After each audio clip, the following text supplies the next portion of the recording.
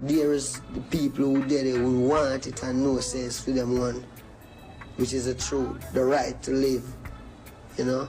Which when you check the right to live is to have the right vibe. The right vibe come from Rasta, you know, because it's just said come, it not come another way, it really come from Rasta, the head.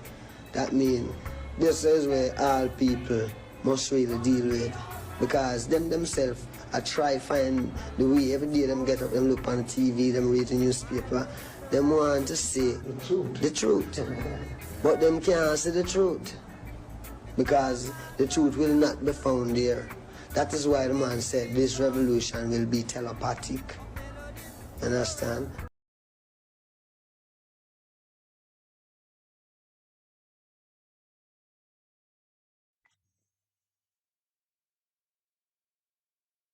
Greetings and salutations of peace. You are now in tune on the One, the Force itself.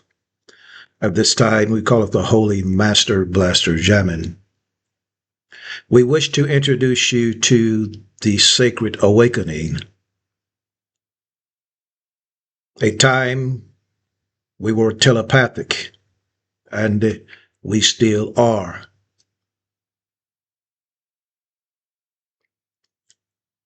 The things that are discussed that are deemed important in cyberspace today, we, the elders, covered those things over 20 years ago at the inception of the internet, when the internet was taken from or given to us via CERN.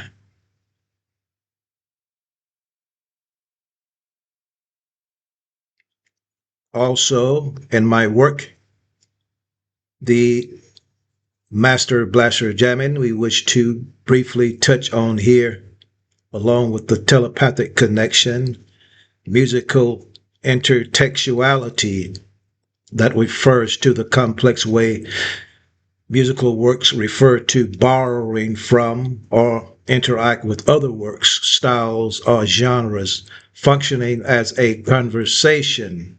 For instance, the Sounds of Philadelphia by Kenny Gamble, a call, and the response was Lee Scratch Perry. You will find that phenomena in our work. But in this discourse, basically, we want to introduce you to the telepathics of the Rastafari movement, which is it's also correlated with the music. A lot of people say Leonard Howell and that Jamaica is responsible for the Rastafari movement. But we're here today to make it clear through song, through poetry, that the Rastafari movement started in North America through a very telepathic vehicle. It's called the May 5th Vision, stemmed from a work by Clayton Adams, a book entitled Ethiopia, the Land of Promise.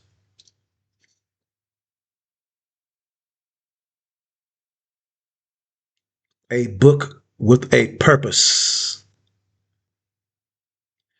In 1917, Clayton Adams, Charles Henry Holmes was his name, describes a prophetic vision where 5 black men are supernaturally guided to meet at the same time and place to begin a revolutionary movement.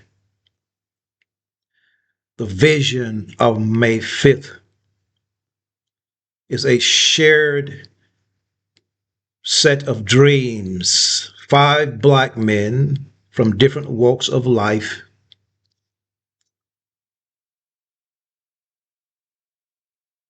Five black men from different walks of life, including a farmer and a preacher. They experience a series of strange, reoccurring dreams. Driven by these visions, they would all arrive at Johnston's barbershop in Cargo City, a fictionalized Chicago on May 5th. One of the dreams featured a cheering multitude of people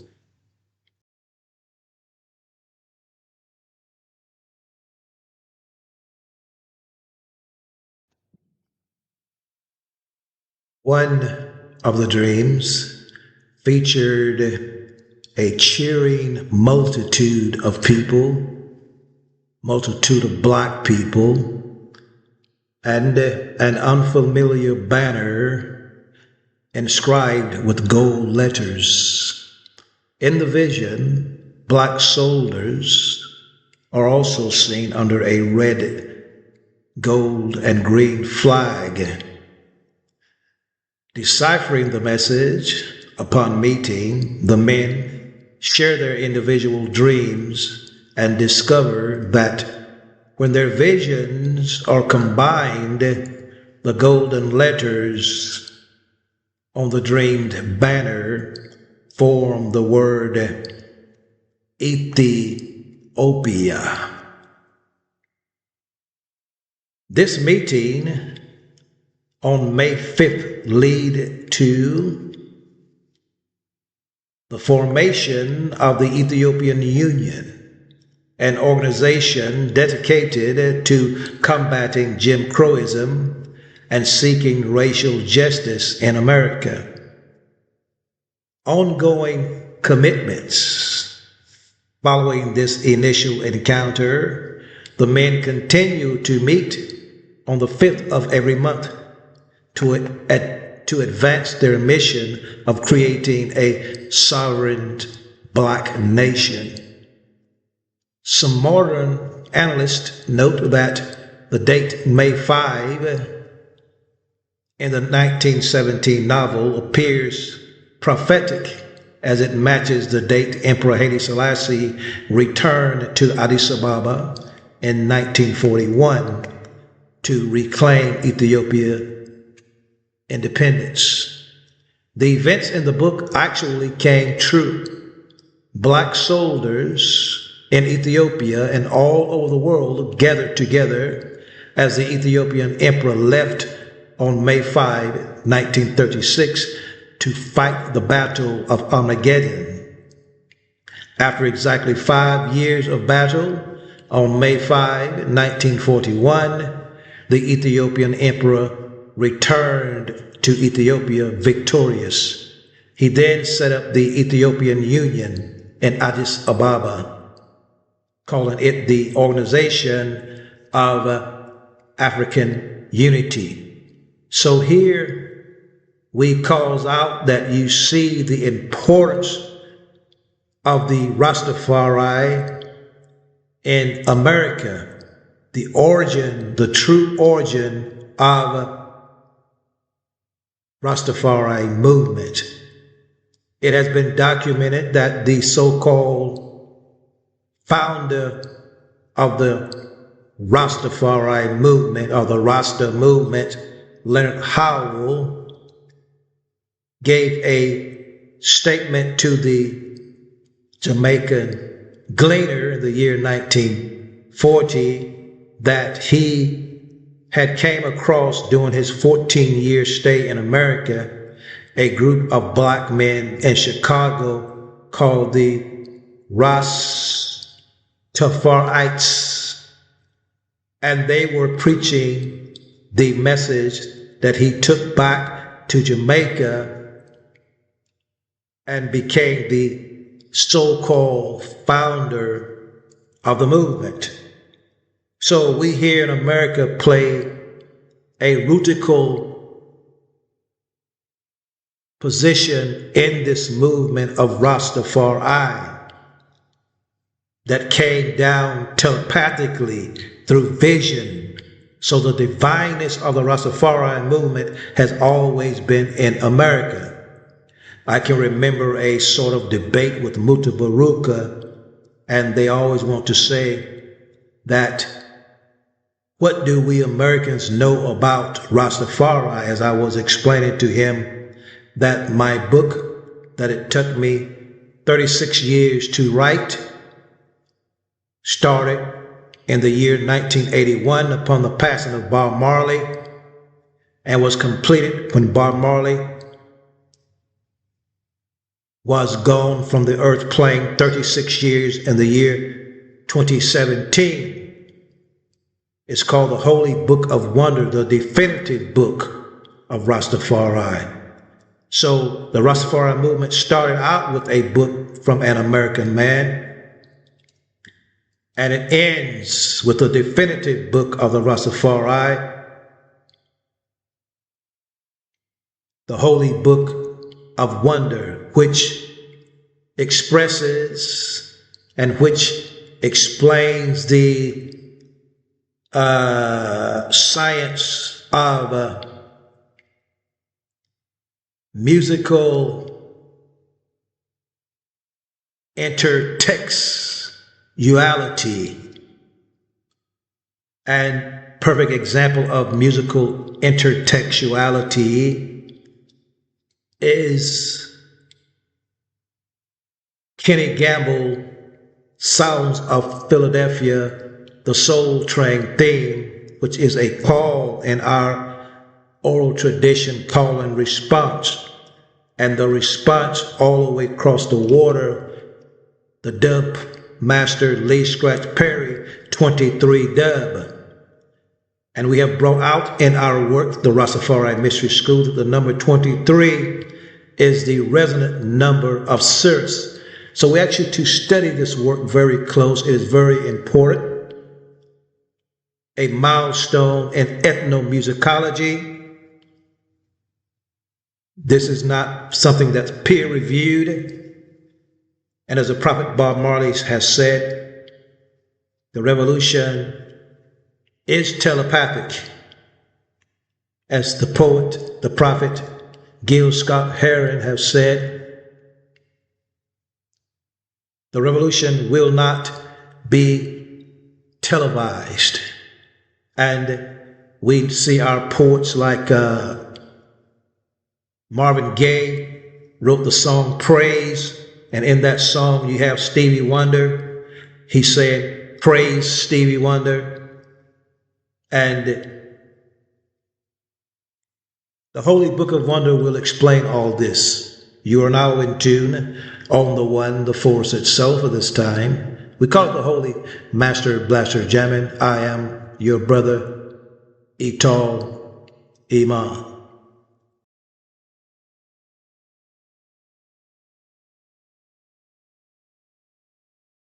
Vibration across the waters, vision and word. In 1917, a book whispered Ethiopia, land of promise, scripted prophecy, inked in the pulse of black hearts, a king to come, a vision unbroken, across oceans, across cities, across the hidden synapses of time. The May 5 synchronicity, May 5th, men in Chicago, New York and Atlanta lifted hands, they did not see each other raise, hearts beating in unison, a telepathic congregation, without walls, without names, anchored only in the vibration of destiny. The arrival of the king, Rastafari stepped from Ethiopia soil, feet aligned with prophecy. A ship slicing the Atlantic, waves singing to unseen ears. The same pulse felt souls of the diaspora, as if the universe itself hummed to the sound of a king's footstep.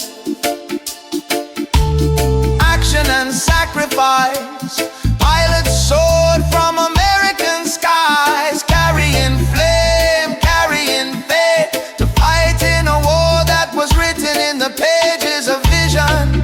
Their hands on wings, their hearts on prophecy, forging Shashamane in gratitude. A land offered, a promise kept, the Jamaican awakening. And Leonard Howell listened to voices from across the waters. Rastafarites in America, the whispers, the pulse, the telepathic thread. He returned to Jamaica, planting the seed in pinnacle soil, where visions took root and music, song, and prayer became ritualized, carrying the pulse of prophecy forward.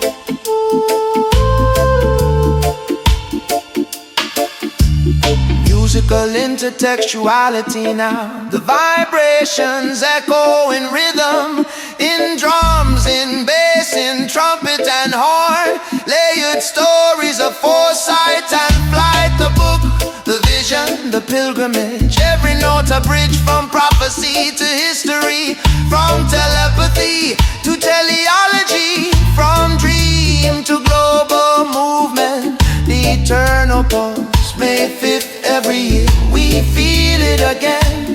The unseen connection across continents, the black heart awake in synchronicity. Rastafari, the vision, the vow, from inked page to flying wings, from telepathic pulse to musical line of vibration eternal, across waters, across time, forever unbroken.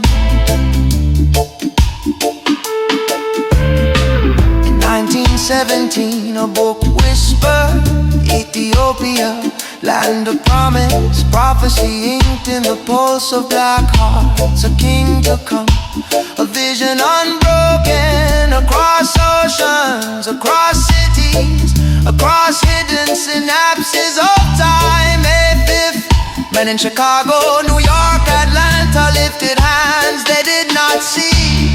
Hearts beating in unison, a telepathic congregation, without walls, without names, anchored in the vibration of destiny. Rastafari stepped from Ethiopia's soil, feet aligned with prophecy, ship slicing the Atlantic,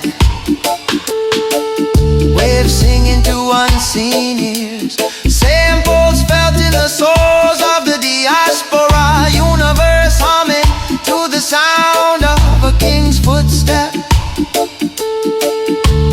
Pilots soar from American skies, carrying flame, carrying faith, to fight in a war written in the pages of vision. Hands on wings, hearts on prophecy, forging Shashamane in gratitude. A land offered, a promise kept.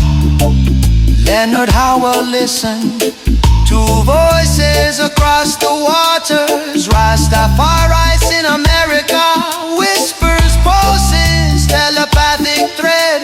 He returned to Jamaica, planting the seed in pinnacle soil, music, song, prayer, carrying the pulse of prophecy. Vibrations echo in rhythm, drums, bass, trumpet, horn, layered stories of foresight and flight. The book, the vision, the pilgrimage, every note a bridge from prophecy to history, from telepathy to teleology, from dream to global movement. May 5th every year, we feel it again. The unseen connection across continents, black hearts awaken, synchronicity. Rastafari, the vision, the vow, ink page of flying wings in musical line, vibration eternal across waters, across time, forever unbroken. Is Grand Canyon really older than the pyramids of Egypt? Is Chaco Canyon the holy of holies? America is the mother, the land of maize, home of corn, the fertile crescent foundation of Rastafari movement.